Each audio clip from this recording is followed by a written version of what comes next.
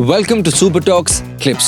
आपके पास समय है कम पर हमारे पास कंटेंट है ढेर सारा। इस चैनल में आप शॉर्ट, क्रिस्पी, इंटरेस्टिंग कहानियां सुनने वाले हैं। इसके साथ साथ कुछ ऐसी चीजें जो कि आपको लाइफ में ना ही ग्रो कराएंगे बल्कि मोटिवेट भी करेंगे। Don't forget to subscribe for more such videos. Enjoy the show.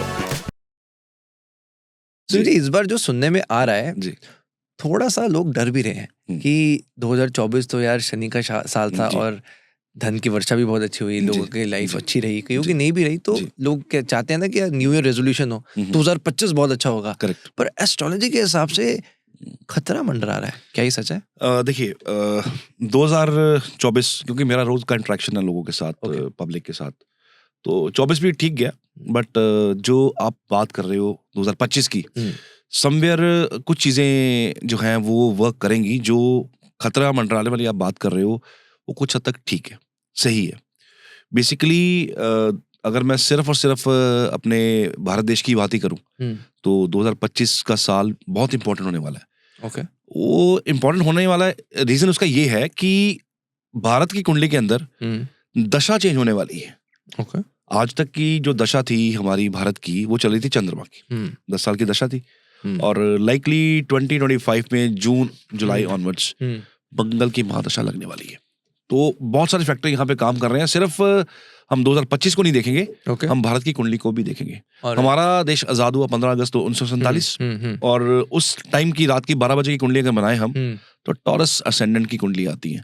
2 देश आजाद हुए उस टाइम पे, ओके। एक भारत हुआ, हाँ। एक पाकिस्तान हुआ। हाँ। और विद लक कि भारत माँ हमारे साथ थी तो हमारा जो राइजिंग असेंडेंट आया वो आया टॉरस, जो रिसोर्सेज को रिप्रेजेंट करता है, अकोमोडेशन को रिप्रेजेंट करता है, पैसे को रिप्रेजेंट करता है। तो हमारा देश एक खुशहाल देश के बन के सामने उभर के आया। दूसरा देश आजाद हुआ, कौन सा? पाकिस्तान, जिसका राइजिंग असेंडेंट आया जो कि एक दिन पहले आजाद हुआ 14 तारीख को।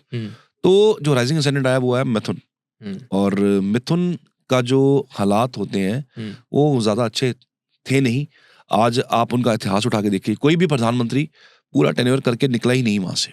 किसी ने 5 साल पूरे नहीं किए। और अगर हमारे देश की हम कंपैरिजन करेंगे तो हमारा देश तो कहीं आगे जा चुका हुआ है कंपैरिजन। तो हाँ, तो 2025 10 साल की दशा हमने खत्म की है। और आप देखिए जो हमारे देश की कुंडली है वही हमारे देश के प्रधानमंत्री की कुंडली होती है, चाहे वो किसी भी पार्टी का हो।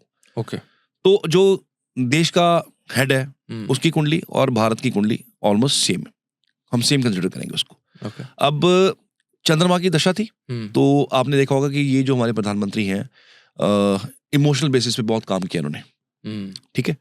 और चंद्रमा एक फीमेल प्लेनेट भी है तो औरतों के लिए सशक्तिकरण के लिए बहुत कुछ किया उन्होंने। मोरोवर इमोशंस आपने बहुत बार देखे स्टेज पे उनके, he used to cry sometimes, भावनाओं में बहे हैं बहुत बार। हमने देखा, आपने देखा, सबने देखा जी। और हम भी भावुक होते थे कि हमारे देश का राजा रो रहा है। रीजन कुछ भी हो, इमोशन भाव आ रहे हैं उनको। तो चंद्रमा रिप्रेजेंट इमोशंस। ओके। तो प्रधानमंत्री इमोशंस के साथ अपने मैसेज को डिलीवर कर रहे हैं। फीमेल प्लेनेट है, औरतों के लिए बहुत कुछ हुआ, राइट। अब दशा चेंज होने जा रही है, अब आने वाले हैं मंगल। तो खतरा इसलिए भी है कि जो मंगल है वो दंगल भी करवाता है। तो देश का जो राजा आगे जाके बनने वाला है, ऑलमोस्ट जून के बाद जब दशा चेंज होगी, जुलाई के बाद जब दशा चेंज होगी, तो वो जो राजा होगा वो कोई राजा इमोशनल नहीं होगा। Mangal is not a emotional planet.